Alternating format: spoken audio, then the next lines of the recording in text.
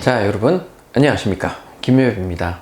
오늘 여러분들과 함께 같이 공부할 내용은 바로 이 책, 조문으로 보는 용어 정리, 요거를 여러분들하고 함께 보도록 하겠습니다.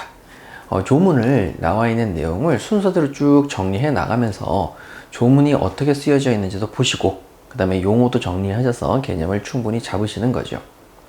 자, 그러면 저랑 같이 이번 시간에는 민법 총칙 제 1조부터 살펴보도록 하겠습니다. 자, 민법 총칙 제 1조를 보시게 되면요, 교재는 35페이지고, 자, 제가 간단하게 조문을 읽고 조문에 필요한 내용을 설명해 드리도록 할게요. 자, 제 35조 제 1조입니다. 먼저 법원이 나와 있죠. 법원이란 뜻은 뭐냐면 법의 근원입니다. 법을 왜 만들었지? 라는 거죠. 당연히 분쟁을 해결하기 위해서 만들었습니다. 그래서 제1조 법원은 그 밑에 용어 정리도 나와 있지만 분쟁의 해결의 기준을 제시한 겁니다. 그리고 민사에 관해서, 자, 민사상의 분쟁이 생겼을 때 법률의 규정이 없으면 관습법에 의하고, 관습법이 없으면 조리에 의합니다. 자, 그럼 여기서 봐야 될 것이 법률의 규정의 법률이 뭐냐라는 거죠. 우리가 일반적으로 법률은 국회가 만드는 법률을 말합니다.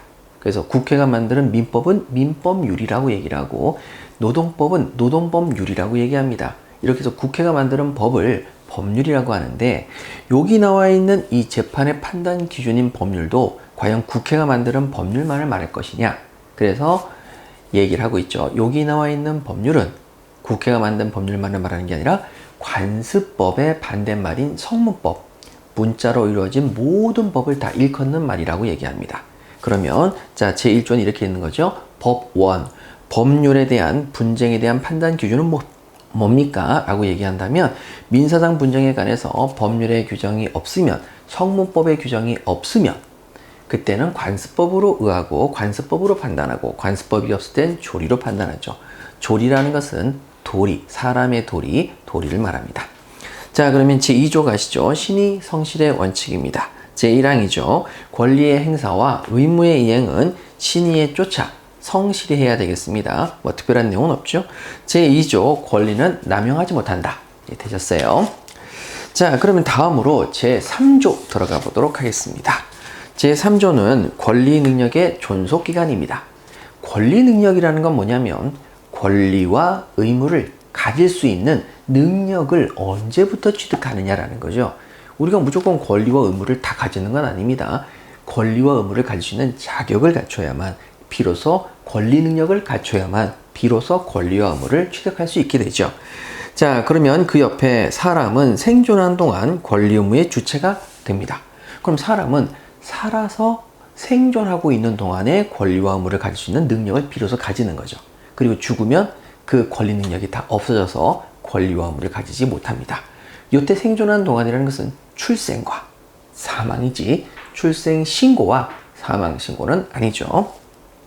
자, 제4조입니다. 성년이죠. 자, 성년은 사람은 19세로 성년에 이르게 됩니다. 자, 19세가 되면 성년자가 되는 거죠. 자, 그런데 제5조 미성년자의 능력입니다. 자, 그러면 먼저 첫 번째 미성년자, 미를 빼시면 성년자죠. 성년자가 아직 되지 않은 사람의 능력입니다. 그러면 미성년자의 능력은 바로 여기 나와 있는 내용을 공부하시는 거죠. 자, 그러면 저랑 같이 이 5조를 읽으실 때에는 여기에 대한 개념 정도는 가지고 있으셔야만 제 5조를 읽으실 수가 있습니다. 먼저 한번 살펴볼게요. 자, 먼저 우리가 일반적으로 법률적인 관계를 맺습니다. 그래서 이건 어떻게 이해하시면 훨씬 편하냐면, 법률적으로 책임을 지는 관계입니다. 내가 만약 이행 안 하면 책임을 물을 수 있는 그런 관계가 법률 관계다, 이렇게 생각하시면 돼요. 그럼 이런 법률 관계는 우리의 의사표시를 요소로 해서 법률 관계가 생긴다. 이것을 뭐라고 하냐면 법률 행위라고 합니다. 우리의 의사표시가 필요한 경우는 뭐냐? 바로 매매다. 매매 계약을 체결할 때 물건을 사고 팔고자 하는 의사표시가 있으시죠. 그 다음에 어떤 물건을 임대한다. 임대차 계약을 체결하실 때에도 서로 간에 임대한다, 임자 빌린다라는 의사표시가 필요하시죠. 그런데 법률의 규정은 뭐냐면 의사표시라는 건 찾아볼래야 찾아볼 수가 없습니다. 그냥 법률에서 그래라 라고 정해버리는 거죠. 자, 가장 대표적인 게 뭐가 있냐면 손해배상입니다. 자, 길을 가다가 여러분 사람들끼리 부딪혔습니다. 그래서 크게 다쳤어요. 그럼 서로에게 손해배상을 할 수가 있는데 그때 법률 행위, 즉 의사표시는 단 한마디도 한 적이 없습니다. 법률의 규정에 의해서 손해배상을 하라고 하는 거죠. 그래서 이 법률의 규정을 줄여서 법정 이렇게 단어를 붙입니다. 그래서 만약에 여러분들이 저랑 같이 공부를 하시다가 법정이란 말이 나오면 그때는 서로 간의 의사표시 없이 법률의 규정에 의해서 정해진 것이다 라고 생각하시면 돼요.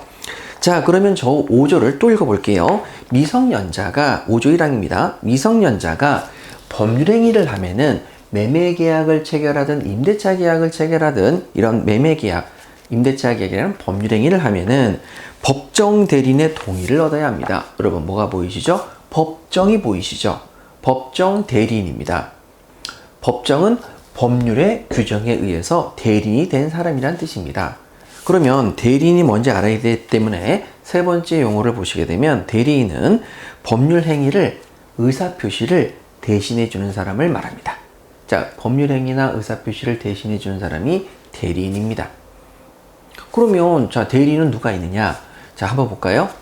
우리가 집을 팔고 싶은데 누군가가 우리 집을 대신 팔아주는 의사표시 법률 행위랍니다. 누구죠? 공인중개사. 자, 우리가 어떤 소송이 생겨서 법정에 가서 말을 해야 되는데 우리 의사표시를 대신해 주는 사람이 있습니다. 변호사.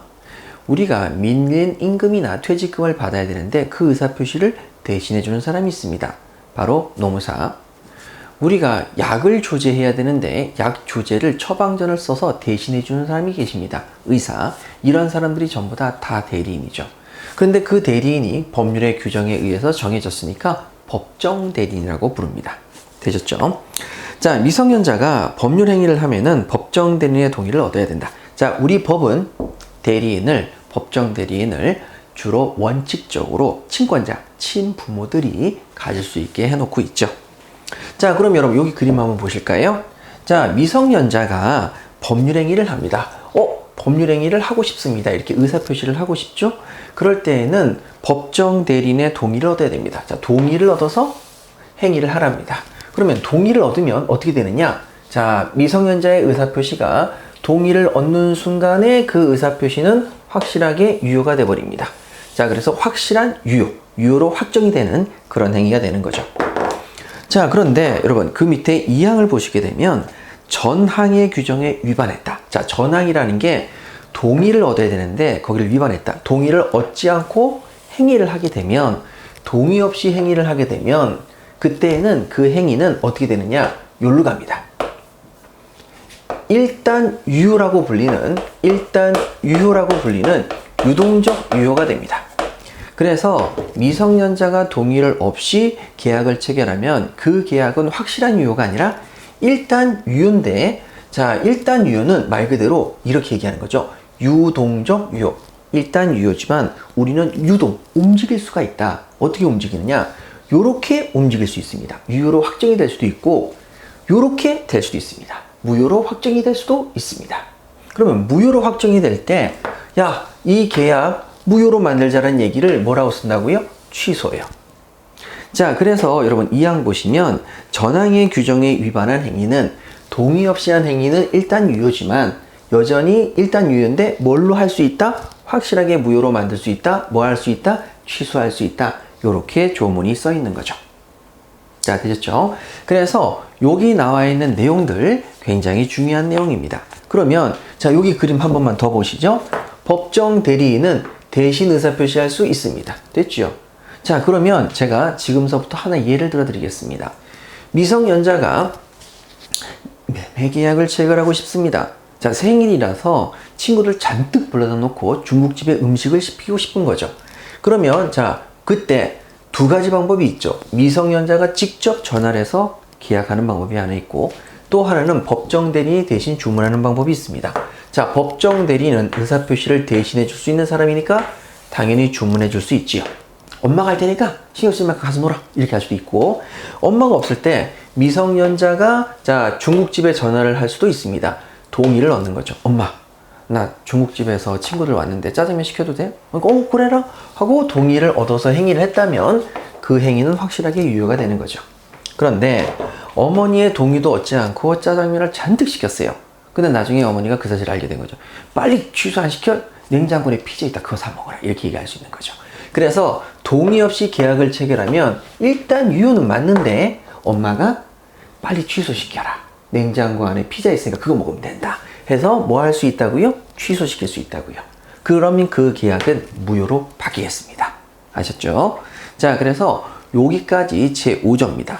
자, 제5조 보시면, 자, 나머지 규정이 있는데, 그건 다음 시간에 좀 더 연결해서 말씀드리도록 하겠습니다. 여러분, 수고하셨습니다. 감사합니다.